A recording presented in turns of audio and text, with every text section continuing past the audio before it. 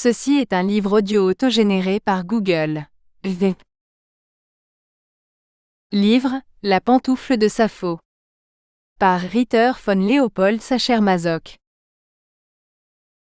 La pantoufle de Sappho, 1859.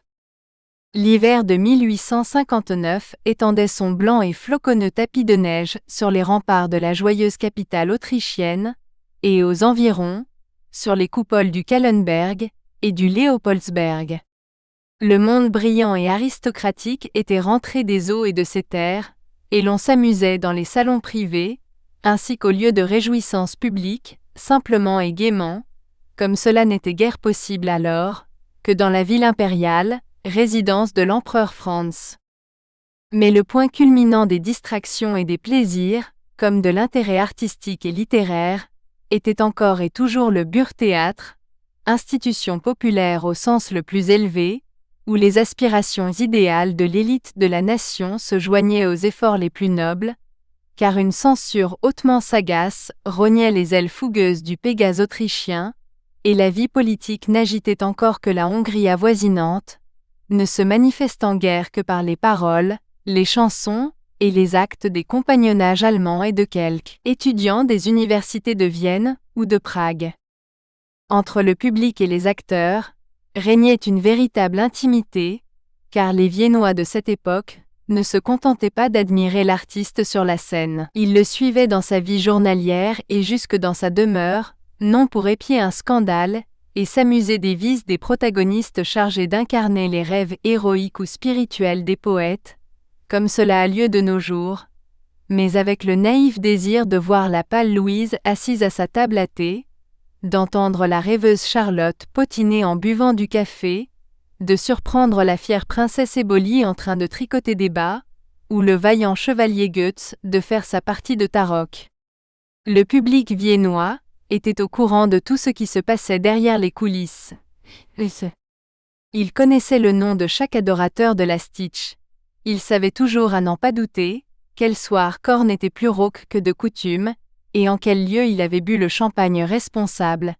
Et lorsqu'enfin Sophie Schröder monta, tel un soleil, au firmament de l'art dramatique, faisant pâlir toutes les étoiles, il ne tomba pas une épingle dans le boudoir de la tragédienne, sans que le tout Vienne en fût informé, depuis le chancelier d'État jusqu'à l'apprenti cordonnier, depuis le cocher de fiacre jusqu'à l'empereur.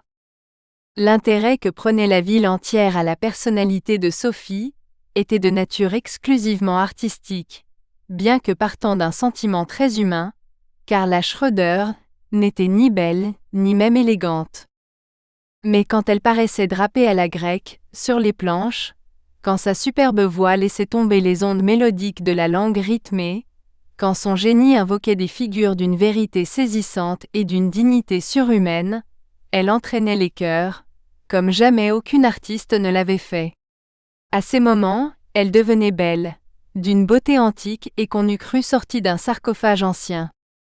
Sophie n'était pas grande, mais elle avait ce port de tête imposant que possédait avant elle l'auteur du Faust, et qui la faisait paraître plus haute qu'elle ne l'était en réalité. Il n'était pas une grande dame, pas une souveraine, qui ne lui eussent envié sa distinction native et l'empire qu'elle exerçait sur les mortels. Elle semblait née pour voir un peuple à ses pieds, tant son regard était dominateur.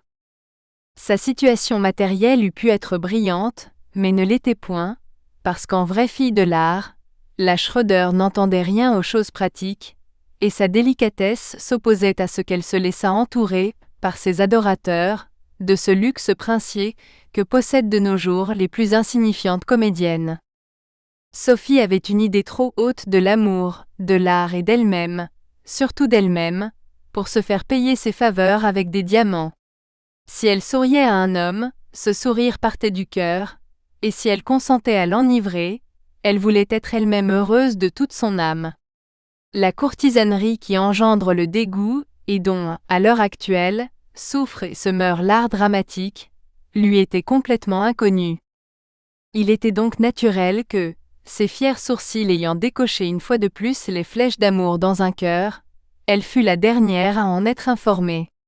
On se chuchotait la nouvelle dans les loges, On en parlait dans les fauteuils, on en riait en se poussant du coude, au parterre et aux galeries, alors qu'elle-même ne savait rien encore du noble captif qu'elle avait fait.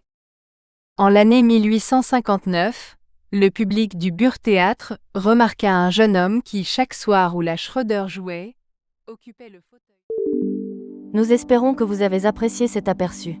Pour continuer à écouter ce livre audio sur Google Play Livres, utilisez le lien dans la description de la vidéo.